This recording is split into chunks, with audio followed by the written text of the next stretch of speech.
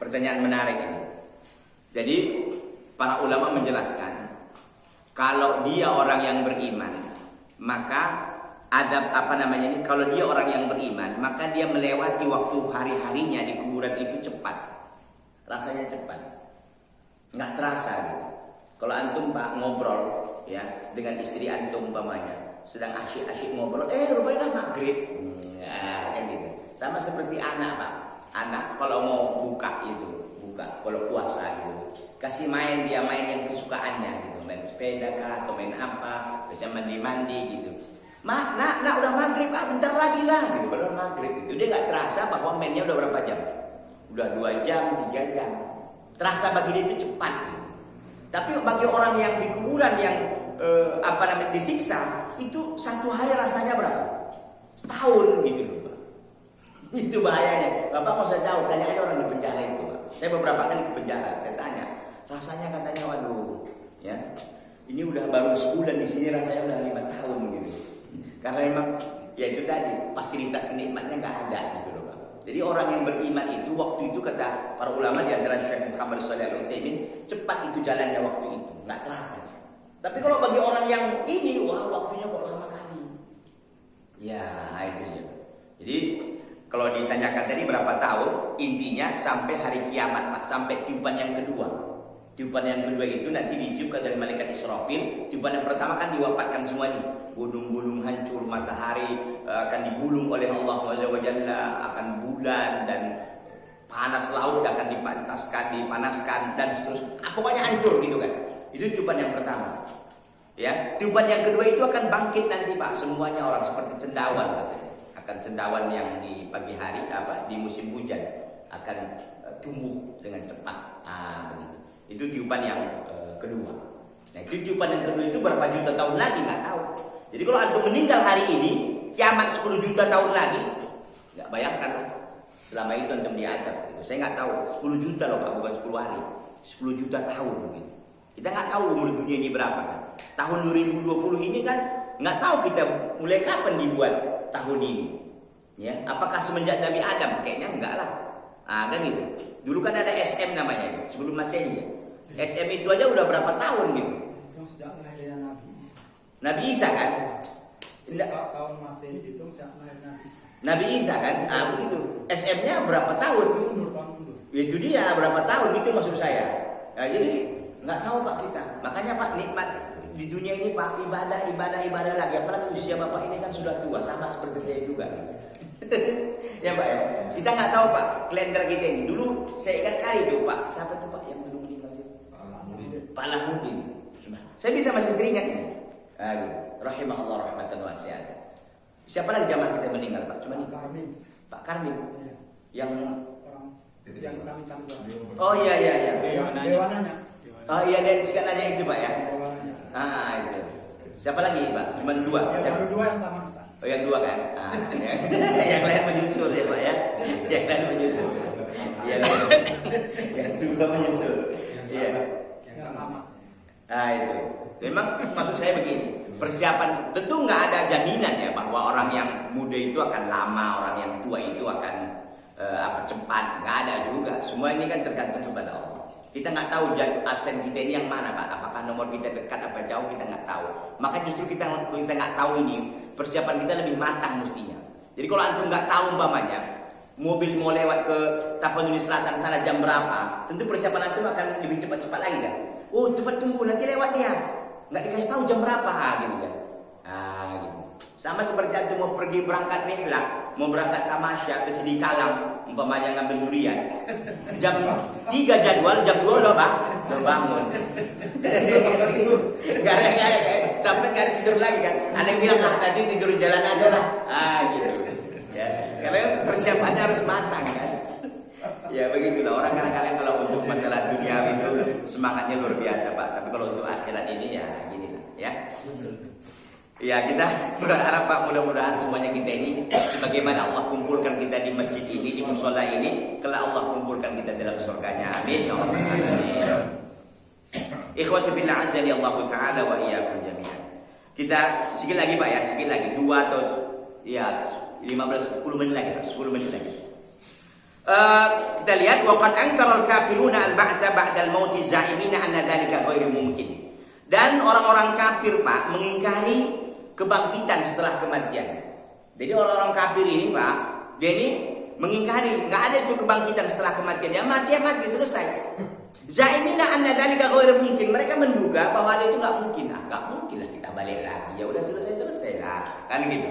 Ya, wa hadza za'mu batilun dan ala butlaniha syar'u wal hissu wal aqlu. Ini adalah prasangkaan dan dugaan ini batil karena ditujukan oleh dalil yang membatalkannya secara syariat dan secara panca indera dan secara akal. Dan kita lihat apa saja secara syariat, akal dan panca inderanya apa. Kita lihat. Wa masyar'u adapun secara syariat faqad qala Allah Ta'ala, Allah Subhanahu wa taala berfirman. Za'ama alladziina kafaru an la yub'atsu qul bala wa rabbil latub'atsunna tsumma latunabba'unna bima 'amiltum wa dzalika 'ala Allah yasir. Za'ama alladziina kafaru orang-orang kafir menyangka alla yub'atsu bahwa mereka tidak akan dibangkitkan. Qul bala wa rabbi, katakanlah bala wa rabbi pasti akan dibangkitkan demi Rabbku, latub'atsunna demi Rabbku kalian akan dibangkitkan. Tsumma latunabba'unna bima 'amiltum.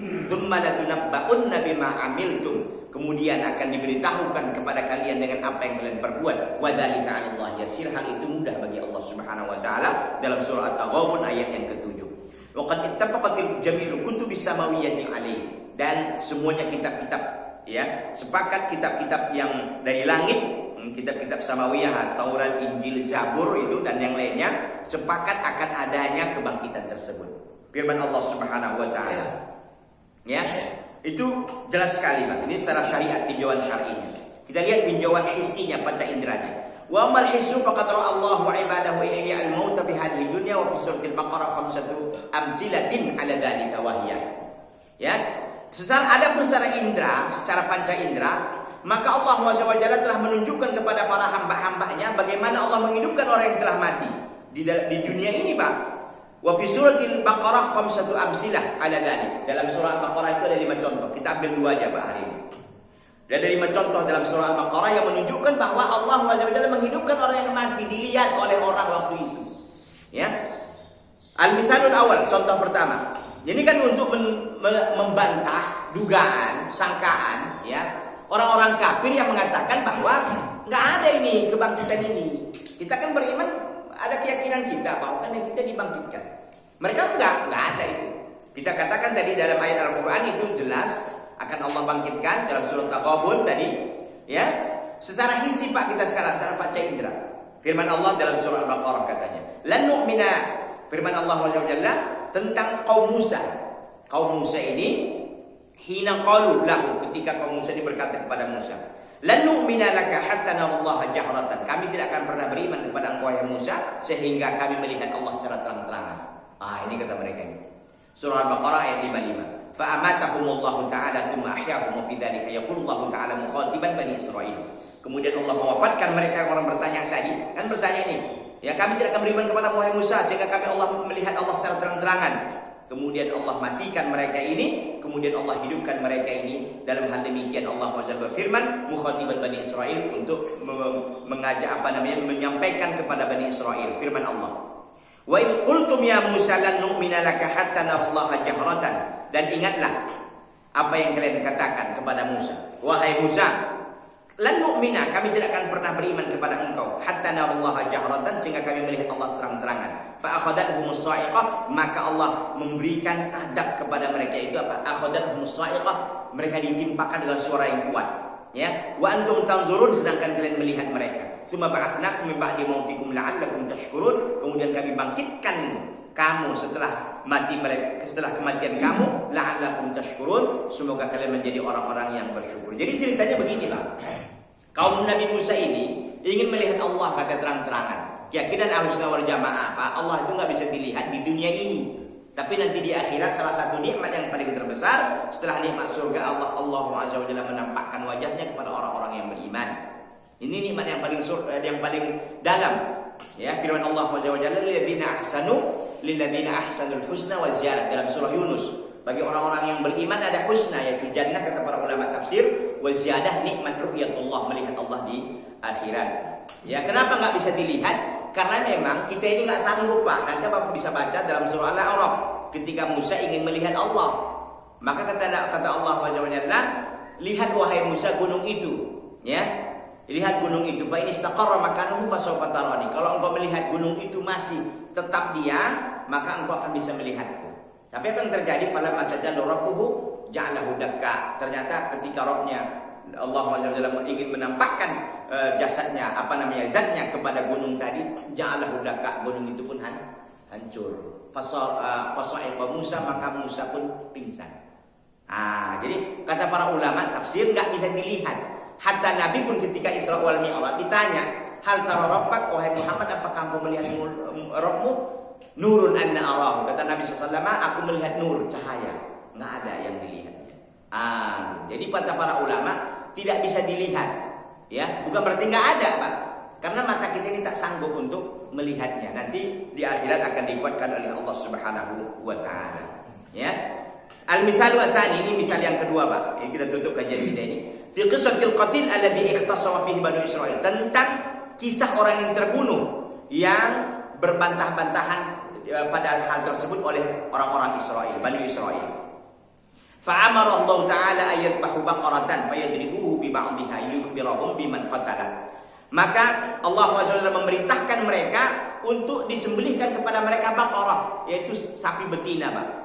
Fayadribuhu bi ba'dihha, lalu mereka memukul mayat itu dengan sebagian tubuh atau sebagian daging atau sebagian tubuh dari baqarah tersebut, dari lembu tersebut. Liyukhbirahum biman qatalah, agar si mayat ini memberitahu siapa yang membunuhnya. Jadi ceritanya dulu Bani Israil itu, maka kan salah satu sebab surat Al-Baqarah itu dinamakan Al-Baqarah karena memang ada cerita sapi di situ, ya. Jadi ceritanya Pak, ada orang yang meninggal di Bani Israil. Lalu mereka dituduh-tuduhan, siapa yang membunuh ini? Saya bunuh ini, ya. Mereka bertanya ya kepada Nabi Musa, dan Allah memerintahkan mereka untuk menyembelih seekor baqarah, seekor sapi. Ya, ini dia firman Allah Subhanahu wa idh qataltum nafsan fadara'tum fiha. Dan ingatlah ketika kalian membunuh satu jiwa, fadara'tum fiha, lalu kalian tuduh-tuduhan siapa yang membunuhnya. Wallahu mukhrijum ma kuntum taktumun. Allah mengeluarkan apa yang kalian sembunyikan.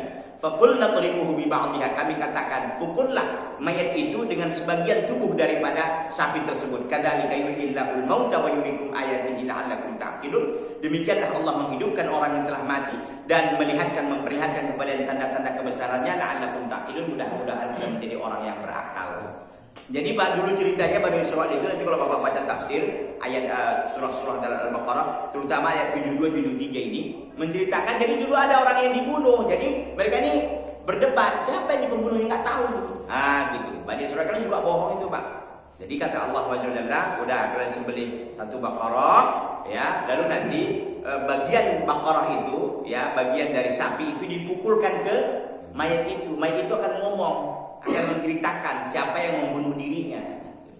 Ya, ini kisahnya seperti itu. Nanti akan ada kisah Nabi Ibrahim, Pak, yang meminta kepada Allah untuk bagaimana Allah cara menghidupkan orang mati. Kata Allah, ambil 4 burung, lalu cerai-beraikan, taruh satu sini satu sana, lalu panggil, maka mereka semua akan datang. Ini kekuasaan Allah Subhanahu wa taala. Barangkali sampai sini Pak kajian kita di pagi hari ini, karena kita juga mau beraktivitas, ya. Mudah-mudahan kita semua diberkahi oleh Allah Subhanahu wa taala. Di samping Pak, makanan snacknya dihabiskan, ya, supaya orang yang memberikan itu rezekinya akan jalan. Wallahu taala. Ada pertanyaan? Silakan. Ya Ustaz. Bismillahirrahmanirrahim. Allah ya tawakkal husnahnya mautiha wa tilam tamuti mana min situasi pada bila ajalin musamma hina fi zalika la ayati min al-qarun. Ya. Surah ini ayat ini diajar dengan Ya. Kok ketemu ayat ini? Gitu Pak.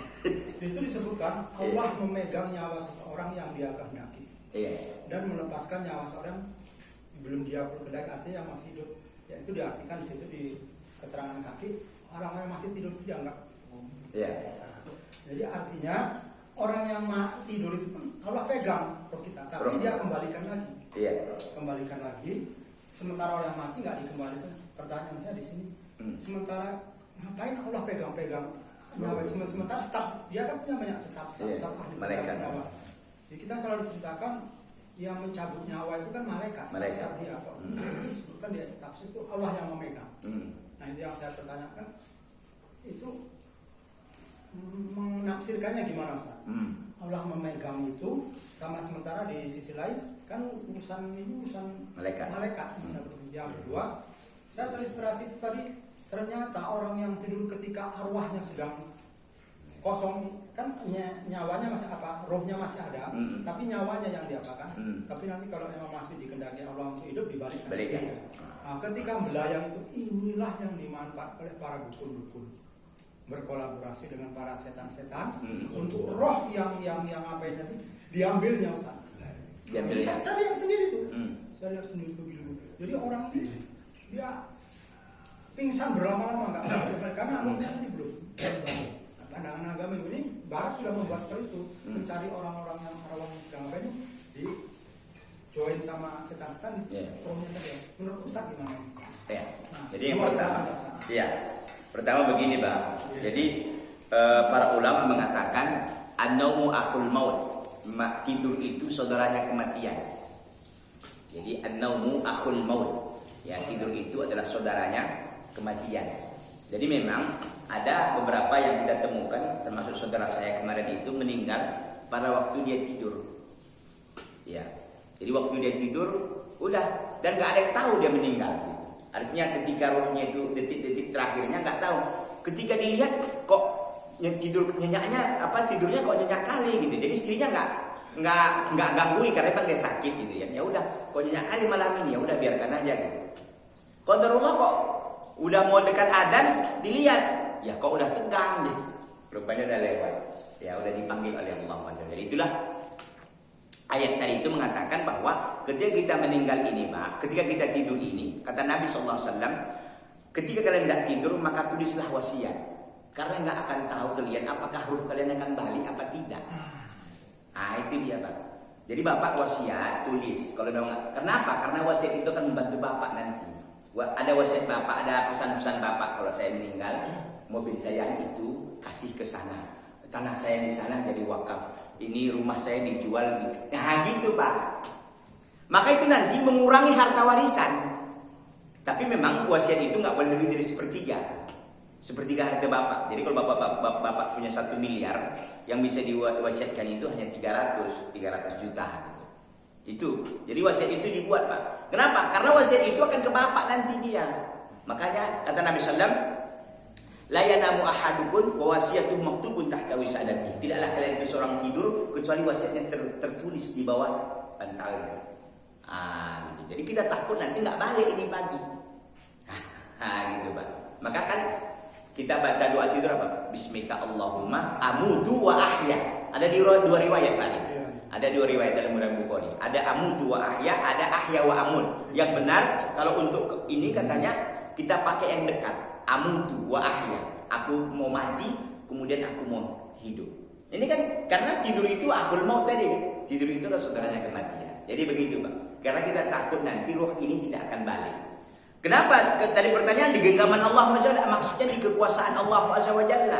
Ini tentu yang akan lakukan oleh para malaikat Allah SWT. Karena semua ini tugas dilakukan oleh para malaikat atas izin Allah Subhanahu wa ta'ala. Termasuk banjir-banjir ini Pak, kan Allah yang mengizinkan itu. Kalau enggak, air ini kan makhluk Allah. Makhluk Allah ini enggak akan bergerak kecuali izin Allah SWT. Kita lihat sekarang banyak terjadi, terutama di Brastagi, Medan Brastagi, putus total katanya berpalongsor. Ada lagi yang sombong Ustaz. Kalau pilih nomor 2 katanya, kalau enggak mau banjir ya. Sedangkan dia belum lahir aja udah ada banjir Ustaz. Itulah manusia, pembangunan manusia itu tadi belum apa-apa dan bilang begitu. Kalau mau banjir pilih nomor 2. Pilih nomor 2 ya. Karena dia belum lahir aja udah ada banjir. Dia mau bangun kekuasaan Allah. Iya betul.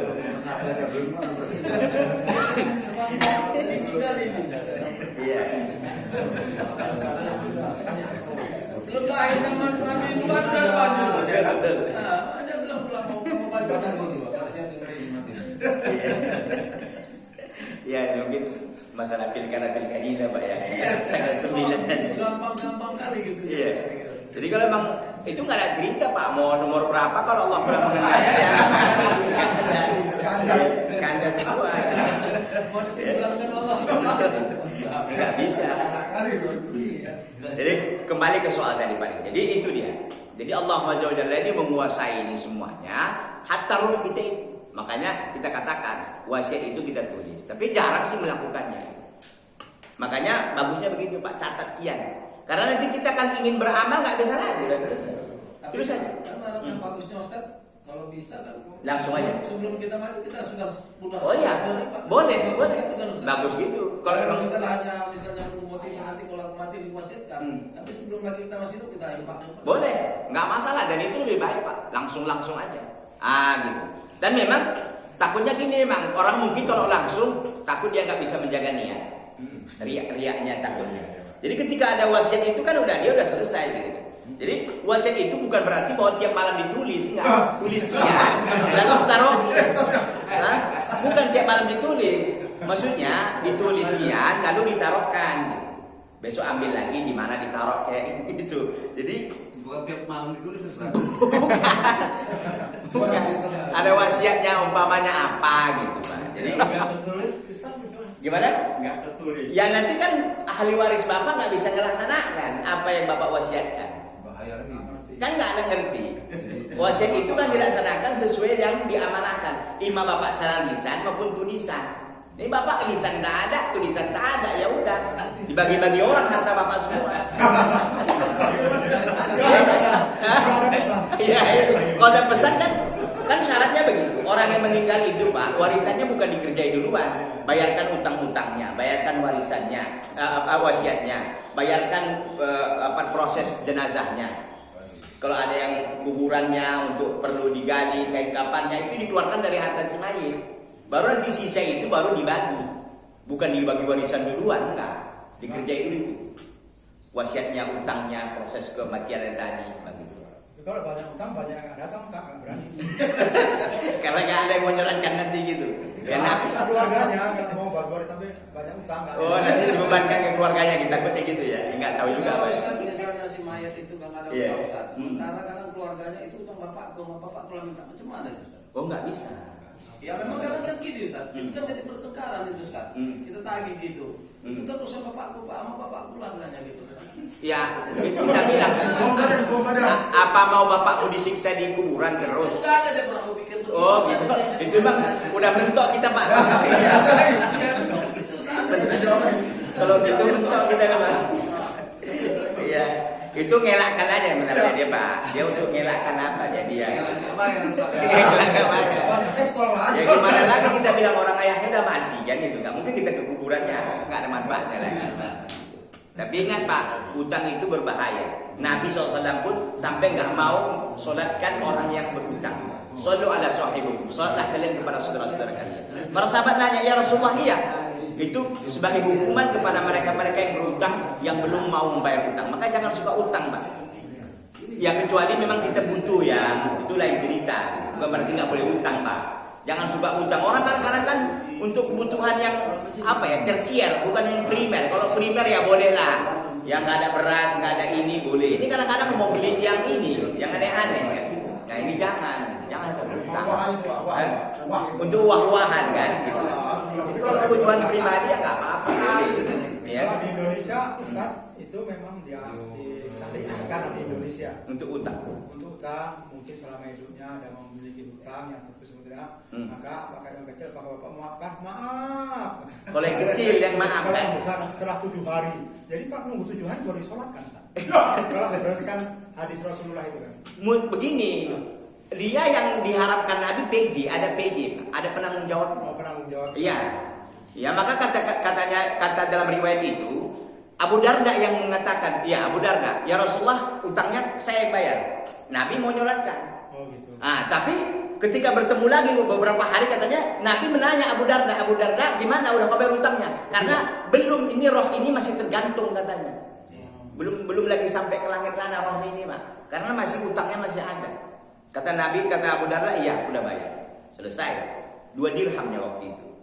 Ya 2 dirham pun kalau memang nggak ada kan gimana kan gitu. Bukan masalah kecil besar. Nanti kalau itu saya meninggal berwasiat, apabila saya nanti meninggal saya berwasiat utang saya tolong tagih sama Haji Ayah misalnya.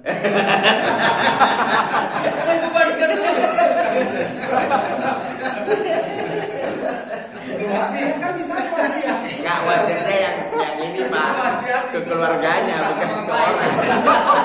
Kalau gitu enak aja lah. Tapi saya Ustaz ya. Iya. Sampai sekarang saya udah ingat dengan anak saya. Ustaz. Iya. Kalau memang saya harus tahu saya utang mana kalau dalam rumah itu yang dulu selesai. Ini selesaikan ya. Kita dulu kita ingatkan. Iya lah. Karena kita ngerti, kita paham. Enggak seperti yang tadi Pak ya, mintalah ke ayahku sana. Iya, itu Ustaz tadi dari kuburan sana dong. Ya udah saya kita tahankan lagi di situ. Iya lah, mana lagi kan. Orang yang minta pun nggak akan dapat itu.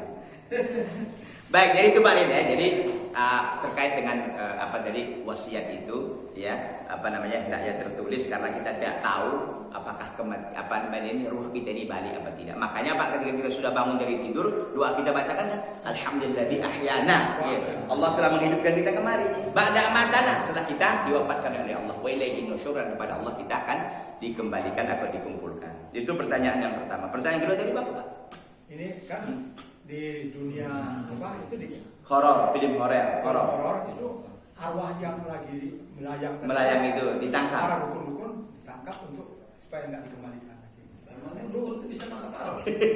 Ya berkolaborasi sama setan-setan. Setan. Ya tentu apa namanya ini kan film Pak ya. Tapi yang jelas itu nggak bisa karena itu di genggaman Allah. Mereka nggak akan mampu itu Pak. Kalau difilmkan ya semuanya bisa gitu kan. Orang jatuh, orang apapun hidup gitu, terbakar bisa aja. Ya, dukun sakti kayak Nyi Roro Kidul kan sakti. Jadi begini kata para ulama terkait dengan penamaan itu, bukan ada berita dari jin itu Pak, itu manusia-manusia yang buat namanya itu. Nyi Roro Kidul, lebih ngepet, kolor hijau, dan lain-lain. Itu sebenarnya manusia yang buat namanya. Suster ngesot, sendel bolong, kuntilanak.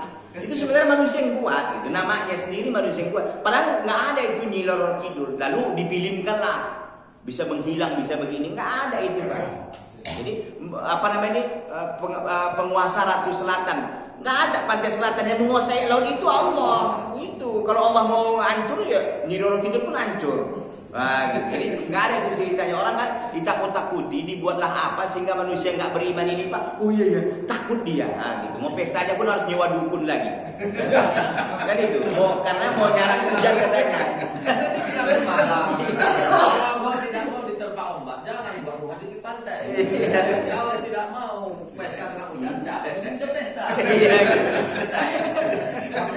Tapi gitu kan Ipan kan nggak berani pakai baju hijau di Siapa Pak? Ipan nggak berani pakai baju hijau. Siapa Ipan ini? Ipan selatan kan dilarang pakai baju hijau. Ya, mungkin malah baju beliau nggak ada yang warna hijau. Memang nggak ada warna hijau kali. Ya itu Pak Dena, jadi intinya nggak ada yang seperti itu. Nggak ada. Ini kan dibuat orang aja. Kalau kita punya kesaktian kayak gitu, kita perang aja dengan Amerika deh, udah kalah orang itu. Orang-orang film kita ini kan hebat kali Pak. Di Jaka Sembung apa, hancur. Ya film aja. Sama Belanda kan. Hancurnya kita.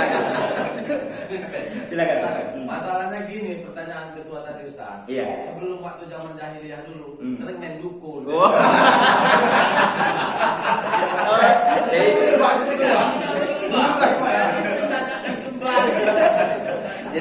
Jadi cerita lama ya itu ya. Sebagai praktisi. Tapi praktisi udah tobat kan? Zaman jahiliyah, Nggak ada itu Pak. Jadi karena manusia ini kan apa Pak ya, yang nggak tahu agama lah kita katakan, percaya dengan hal demikian. Ada hari buruk, nggak ada. Mau kapan aja semua itu hari baik, nggak ada itu ceritanya. Kita ini di apa kan? Dibodoh-bodohi gitu, oleh dukun. Kita pun mau aja gitu kan. Atau mau pesta mandi pula. Masa mandi. Mandi. Itu yang harus dihapuskan itu. Ya memang itu Pak tugas kita. Ya, jimat apa segala macam, apalagi yang lahiran harus pakai jimat, harus pakai ini kalau mau keluar rumah. Pakai apa itu? Yang katanya besi-besi dipegang-pegang itu nggak ada itu Pak semuanya. Bagus kumpulkan besinya di Jadi bontot struktur gitu. Burung Pak. Iya. Tanda. Kasihan kadang-kadang itu anak kadang-kadang saya lihat itu dijimati, kasihan Pak lehernya, perutnya ya Allah. Kasihan itu anak. Itu kan berhubungan sama Nabi jadikan Yaumi Tapakaro sebagai orang yang berpikir Ustaz. Berpikir dari sisi mana? Ya berpikir dari itu yang yang melarang itu kan, yang takut itu, saya pernah contoh kasus. Kalau aku dulu si jin tadi cerita, si setan tadi, aku takut sama ini. Kalau kamu aku nggak dekati, kau bakarlah karet gelap itu, aku nggak akan berani datang. Iya. Nah, kan dia kasih tahu. Ya kan kita berpikir, kita berpikir. Begini, itu sebenarnya akalan-akalan jin aja Pak. Akalan-akalan dia. Iya. Jadi kalau jin itu, dia itu takutnya sama ayat Al-Quran. Dia kan terbakar Pak. Itu. Jadi jin itu mengusahakan Pak supaya pantas dibuat begitu. Sama seperti katanya kan gini, penyakit dipindahkan ke kambing gitu kan. Penyakit dipindahkan ke ini. Bukan. Jadi sebenarnya jin itu Pak, dia kan jin itu minta bayaran. Bayarannya bukan dolar, bukan rupiah, bukan rupiah. Dia bayarannya disembelihkan kambing. Makanya kadang-kadang jin itu minta ayam hitam, semuanya ayam hitam supaya pantas. Dibuatlah, semuanya harus hitam ya, supaya pantas, supaya layak. Oh iya ya, kayaknya aneh nih. Paten kayaknya nih, semuanya harus hitam, kukunya hitam, ininya hitam gitu kan. Jadi itu kan payah juga. Jadi supaya pantas gitu. Kalau asal ayam aja, orang nggak percaya. Ayam aja kok gitu-gitu kali, nggak dukunnya nggak keren gitu. Kalau dukunnya sembarangan ininya. Nah, ini sama ini juga sebagai Bang Riki kan disebutkan juga. Iya. Dulu sebelum datang orang mengenal daun bidara ini. Iya. Kan setiap orang meninggal dulu. Orang meninggal. Maksudnya masyarakat Jawa. Itu air pemandian itu kasih daun dadap. Dadap. Sekarang sudah ada daun bidara. Untuk apa tujuannya? Iya. Apabila dia punya susu perawangan itu hilang. Jadi kan ini memang benar. Sebenarnya enggak ada yang seperti itu Pak. Sama seperti Bapak kalau orang yang meninggal dikasih lampu di tempat mandinya. Ya. Pertama dari pandangan syariat itu mubadir. Satu. Yang kedua dari sisi syariat ya itu nggak dibenarkan karena itu bid'ah. Nabi nggak melakukan itu, para sahabat nggak melakukan itu. Tapi kan orang berhujah supaya pantas. Oh nanti kalau ada benda yang jatuh di situ bisa dilihat. Kok tadi siang ada, kok nggak ada? Lebih terang siang tadi. Kenapa malam baru dibuat? Itu ada etiqat-etiqatnya Pak. Nggak benar itu. Karena itu juga apa? Berapa hari Pak ditaruh itu lampu? 7 hari. 7 hari itu. 40 hari malah. Lampunya itu ditanya oleh Allah kelak Pak, nikmat lampu itu kenapa kau buat lampu seperti itu? Bingung kita jawabnya. Tapi kalau itu sebagai simbol boleh sebagai Nggak ada cerita simbol, selesai. begini maksudnya. Sama juga kalau kita pergi ke daerah Sumbul atau tiap rumah yang ada janur Kuning. janur kuning yang dari barbor atau apa? Berarti baru meresmikan rumah kan gitu kan? Ya. Yang ada janur-janur itu kan? Ya. Kalau orang pergi pakai kampung, ini gendangnya 2. Kalau nggak mau pesta, ya ada orang mati kan gitu. Ya. Jadi kalau ini sebagai kita anggap sebagai simbol tanda orang yang berduka di rumah itu mungkin orang lewat kan nggak tahu. Iya. Dikasihlah lampu. Iya.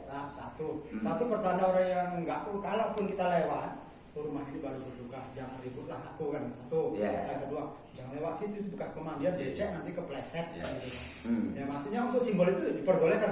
Enggak, itu supaya pantas saja itu Pak. Jadi dicarilah apa ya? Kata-kata supaya layak. Sama seperti kan gini, jangan duduk di depan pintu, nanti jodohmu jauh gitu kan. Itu itiqad sebenarnya supaya jangan jatuh itunya gitu kan. Itu intinya. Jadi dibuatlah gitu. Jangan makan ikan nanti kau cacingan, takut ikannya habis cepat. Kan itu. Itu sebenarnya. Jadi orang Pak buat ini supaya pantas saja. Jadi supaya pantas, supaya layak dibuat lagi tuh. Oh nanti becek. Apa rupanya orang kita jalan becek biasa aja kok. Dan kita biasanya orang tempat mandikan itu kan bukan tengah jalan kan. Di mana itu? Belakang. Masa pula ada orang di situ maunya apanya maling. Kalau maling mungkin lah gitu kan. Sama gini ya Pak Ren. Buat ternak lele, tapi harus tinggi supaya jangan kena banjir. Soalnya kalau lele Pak Ren kan banjiran keluar semua. Oh, lele bapak keluar semua. Panen kan. Ustaz, kami tadi malam panen. Lele, kami tangkap bilas supaya jangan banjir. Karena saya telepon dia, bunyinya telepon yang ada tertuju jangan diganggu. Jangan diganggu Pak ya. Kami kan nggak salah kan Ustaz lelenya kan. Makanya Pak Ren buat tinggi Pak, biar tidak bisa makan lele. Iya, kan kena banjir. Sudah jelas kayaknya. Masih terus masih gitu. Ya, banyak yang malu-malu. Baik, kalau memang ada lagi ikhwan, kita tutup kajian kita ini, mudah-mudahan bermanfaat. Hada wa sallallahu wasallam wa baraka ala Muhammadin wa ala alihi wa sahbihi wasallam. Subhanaka Allahumma wa bihamdika, la ilaha illa anta, astaghfiruka wa atubu ilaika. Wassalamualaikum warahmatullahi wabarakatuh. wabarakatuh.